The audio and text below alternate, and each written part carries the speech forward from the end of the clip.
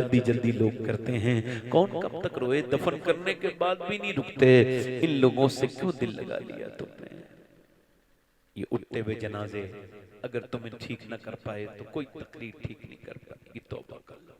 एक आखिरी बात बता के अपनी तकरीर को खत्म करता हूं, मगर इस बात पे बड़े ध्यान से सुनना, सांसें रोक के सुनना, बहुत ध्यान से। एक आदमी था, गोश्त का काम करता था, गोश्त कुर्बानी, सुबह को काटता था गोश्त। तो वो जो काटता था तो सुबह सुबह काट लेता था। एक दिन वो काट के आ रहा था तो एक उसे जख्मी आदमी आके चिपटा और बोले मुझे बचाओ। तो उधर से उसने देखा कि वो उसके जो पेट है उसके अंदर चाकू है। उसने चाकू जैसी निकाला वैसी वो मर गया। लोगों ने पकड़ लिया, तूने से मार दिया। लोग आए, एकदम पुलिस को ने पकड़ा, उसको फांसी की सजा हुई। फांसी के फंदे पे जाने लगा, रोने लगा। किसी का रोता क्यों है? कहने लगे इस वजह से रो रहा हूं यार, मैंने कब गुनाह किया था और अल्लाह ने सजा मुझे कब दी है। लगा मैं यहां से 500 किलोमीटर दूर का रहने वाला हूं। उसने कहा मैं यहां पे 10 दिन के दूर का रहने का रास्ता, पहले ऐसे बताते थे 10 मंजिलें दूर का। मैं कश्ती चलाता था, लड़की मेरी कश्ती में आके बैठी, मैं उस पर आशिक हो गया, वो मुझे देखने लगी, आंखें 2 से 4 हो गई। फिर मैं उसके मोहल्ले में जाने लगा, उससे बात करने लगा, कश्ती में वो मुझे मिलती थी। वो मुझसे बोली तुम मेरा पीछा ना करो, मेरे बाप से बात करो, अगर मेरे बाप राजी होगा तभी हम लोग मिल सकते हैं। उसने कहा ठीक है। बाप के पास गया, बाप ने धक्के मार के बाहर निकाल दिया। तू एक तू आम सा एक मल्ला है, तू मेरी बेटी से शादी करेगा, भाग यहां से। भगा दिया। ये कहता है मुझे उसकी बाप ने भगा दिया तो मैंने भी कुछ उसके साथ फिर कोई बात नहीं की, मैं भूल गया उस लड़की को। कहता वक्त मेरा गुजरता गया, मैं भूल गया। कोई 2-3 साल के बाद वही लड़की मेरी कश्ती में बैठी अकेली, उसके साथ उसका बेटा था। मैंने उसको पहचान के कहा तुम वही हो ना? वो बोली हाँ, मगर अब मेरा तुमसे कोई ताल्लुक नहीं, मेरी शादी हो चुकी, मेरा बेटा है। इसने कहा देख मैं तुझसे प्यार करता हूँ और मुझे तुझसे बड़ी मोहब्बत है, तू मेरी ख्वाहिश पूरी कर दे। अल्लाह के प्यारे रसूल सल्लल्लाहु अलैहि वसल्लम इरशाद फरमाते हैं मैंने मेराज की रात देखा। सैफ कानपुरी साहब तशरीफ ला रहे हैं। नारे तकबीर, नारे तकबीर, नारे रिसालत, मसलक आला हज़रत। आप बैठे रहे आराम से, वो आके बैठ जाए आराम से। मेरे बाद आपको उनकी नाशरीफ सुननी। मैंने आपसे जैसे पहले भी जिक्र किया था, तशरीफ ला रहे हैं। मेरी तरफ देखो, इधर देखो भाई। हुजूर फरमाते हैं मैंने मेराज की रात देखा, कुछ लोग सड़ा हुआ कीड़ों का खाना खा रहे थे। काय का और अच्छा खाना उनके पास वो नहीं खा रहे थे। काय का खाना खा रहे थे वो कीड़ों का। कहते मैंने पूछा जिब्राइल ये कौन है? कहा हुजूर ये आपकी उम्मत के वो लोग हैं जिनके घर में औरतें थीं मगर ये जिना करने जाते थे। ये वो जलील लोग, ये वो लोग। वो कहता है मैंने उस लड़की से कहा तू मेरी ख्वाहिश पूरी कर दे। उसने कहा मैं अल्लाह से डरती हूं, मैं ये गंदा काम नहीं करूंगा। वो कहता है मैंने उससे कहा देख मान जा, वो नहीं मानी। मैंने कहा कोई देखता भी नहीं है, मैं तेरा पुराना आशिक हूँ, तुझे देख के मेरा इश्क फिर से जवान हो गया है।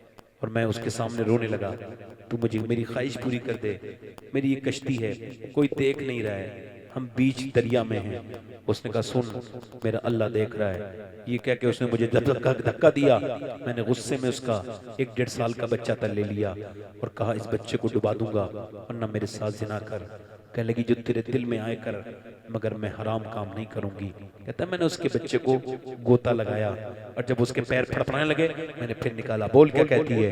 वो रोने लगी, कहने लगी कोई बात नहीं है, जो भी अल्लाह को मंजूर होगा वो होगा, मगर मैं अपना रब के सामने ये बुरा काम नहीं कर सकती, क्योंकि जब मैं सजदे करती हूँ तब भी अल्लाह देखता है और जब मैं तेरे साथ ये बुरा काम करने लगूंगी तब भी मेरा अल्लाह देखेगा।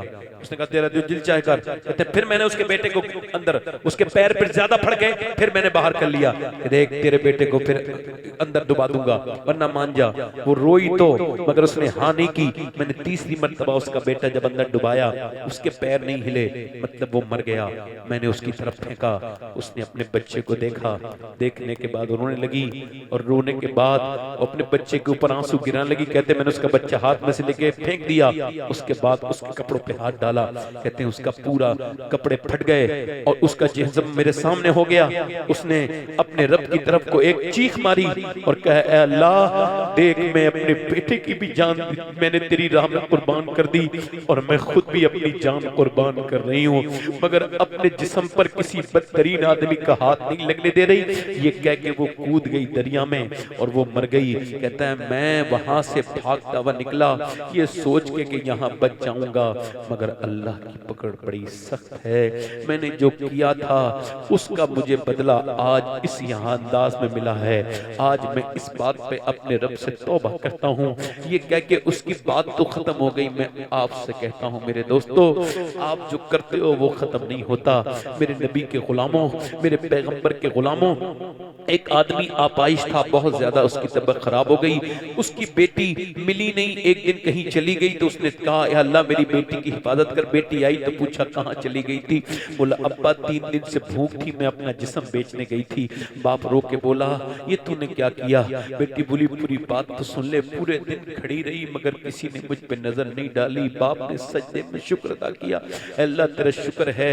और अपनी बेटी से बोला तुझे कोई बुरी नजर से कैसे देखता जबकि तेरे बाप ने आज तक किसी पे बुरी नजर नहीं डाली। और मेरे दोस्त तेरे घर में भी बहन है, कभी किसी से जिना करने की दिमाग बने तो अपनी छोटी बेटी को सोच लो, अपनी छोटी बहन को देख लो और उसके ऊपर गौर करो। वो तेरे घर में बेटी है, तेरे घर में बहन है, मुसलमान अपने रब से तौबा करने वाला है। अल्लाह हर उस आदमी की तौबा कबूल करता है जो सच्ची तौबा करता है। अल्लाह फरमाता है तू चाहे कितने तेरे गुनाह हो गए हों मगर सच्ची तौबा कर ले और इतनी कर ले कि तेरी आंख का आंसू तेरे गाल से ढलक के तेरे चेहरे तक आ जाए, मैं सारे गुनाह माफ कर दूंगा एक आंसू से। वो बड़ा ही माफ करने वाला है। मेरा वक्त पूरा हो गया।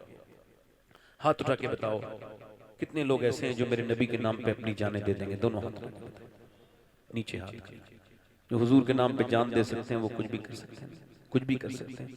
एक दूसरे की तरफ न देखना, मुस्कुराना नहीं मेरे दोस्तों। हुजूर तो वही हैं, कब्र में सबसे पहले हुजूर का दीदार होगा। सरकार वही है जो अपनी औलाद से ज्यादा आपके माँ बाप भी आपसे इतना प्यार नहीं करते इतना हुजूर आपसे प्यार करते हैं। तो कितने आशिक रसूल हैं जो नबी के नाम पे आज से जान भी दे देंगे और आज से पूरी दाढ़ी भी रखा लेंगे। इस महफिल में खड़े हो जाए, खड़े हो जाएं वो दाढ़ी रखने वाले लोग। इधर आ जाए, आपके दाढ़ी है आप बैठ जाओ। जिसके दाढ़ी आज से जो रखा है वो दूसरा आशिक। दाढ़ी कटाना मुंडाना एक बराबर है, दाढ़ी छोटी रखना भी हराम है। दूसरा कोई आशिक रसूल है हमारे इस भाई का जो दोस्त बने दुनिया और आखिरत में, कोई है दूसरा आशिक रसूल? इस महफिल में खड़ा हो जाए।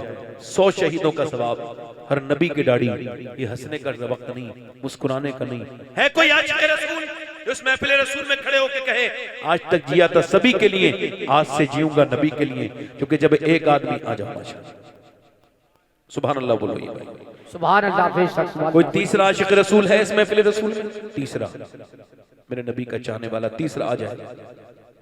आ जाओ आ जाओ। आ रहा है कोई इधर से कौन आ रहा था भाई? इधर देखो कोई है तीसरा कोई आशिक रसूल? कोई बात नहीं, मैं तौफीक नहीं दे सकता मगर हम दुआ कर सकते हैं। तौफीक देना तो अल्लाह का काम है। दोनों लोग खड़े हुए हैं, मैंने इनसे ऐसे तो नहीं कहा तुम अपने आप खड़े हुए हैं। क्यों? क्योंकि इनके दिल में ये बात आई कि मेरे नबी की सुन्नत से बड़ी कोई दुनिया में चीज नहीं है। से बड़ी कोई चीज है? तीसरा आशिक रसूल है कोई तीसरा जो सुन्नत रसूल के लिए खड़ा हो जाए महफिल रसूल में?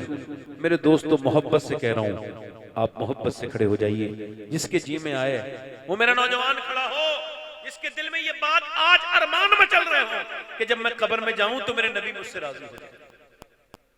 ये हर नबी की दाढ़ी। कोई नौजवान न डरे शादी की वजह से। किसी को अच्छी लड़की से शादी करनी नेक से तो पहले शादी की दाढ़ी रखा ले। दाढ़ी से शादी से पहले दाढ़ी, क्योंकि कोई भी बेगैरत लड़की दाढ़ी वाले को पसंद नहीं करती, दाढ़ी वाले को वही पसंद करती है जिसे आमना का लाल पसंद हो। तीसरा है कोई आशिक रसूल? तो हो गए। कोई तीसरा आशिक रसूल हो तो इस महफिल में आके अपने नबी की सुन्नत का ऐलान कर दे।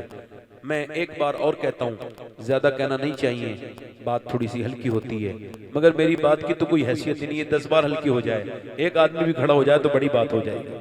कोई तीसरा आशिक रसूल है महफिल रसूल में अपने नबी का मानने वाला? तीसरा कोई हुजूर का चाहने वाला जो खड़ा हो जाए मेरे पैगंबर के नाम पर। और ये तीसरी सुन्नत रसूल, 100 शहीदों का सवाब। इस जलसे को माशाल्लाह कामयाबी ये है अल्हम्दुलिल्लाह। 2 खड़े हो गए, मगर एक कोई और खड़ा हो जाए। किसी एक की या 2 की तलाश है, कोई हो तो भाई खड़ा हो जाए। अच्छे लोग हैं आप, मेरी उम्मीद है। आ जाओ आ जाओ आ जाओ, इधर आ जाओ। सुभान अल्लाह बोलो भाई। इन्होंने अगर सच्ची दाढ़ी रखा ली ना तो इनकी जिंदगियां कैसे बदलते हैं हुजूर ये भी देख लेना, है ना?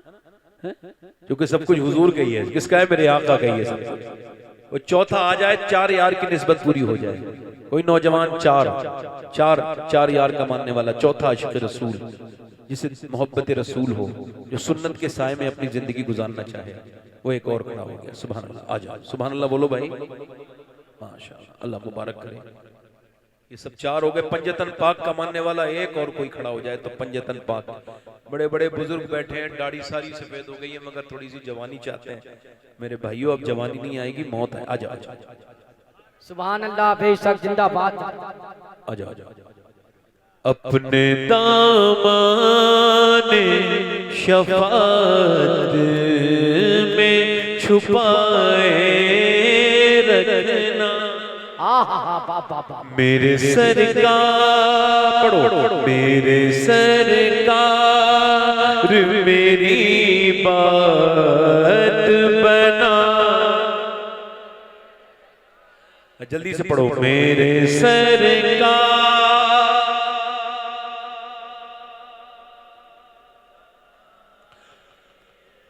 और आप याद आए तो फिर याद ना आए कोई,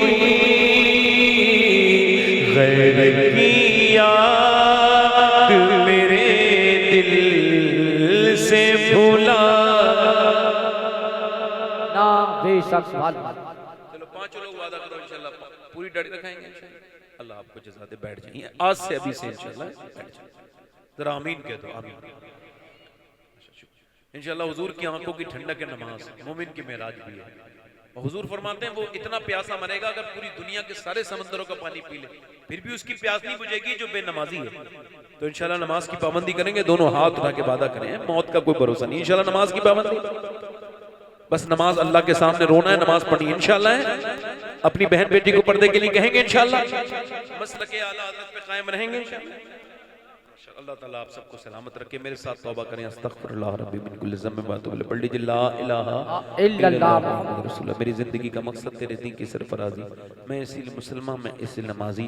इस्लाम जिंदाबाद, मसलके आला हज़रत जिंदाबाद। लक़द काना लकुम फ़ी रसूलिल्लाहि उस्वतुन हसना। सदक़ल्लाहुल अज़ीम। आप लोग हज़रात बैठे, अभी जलसा खत्म नहीं होगा।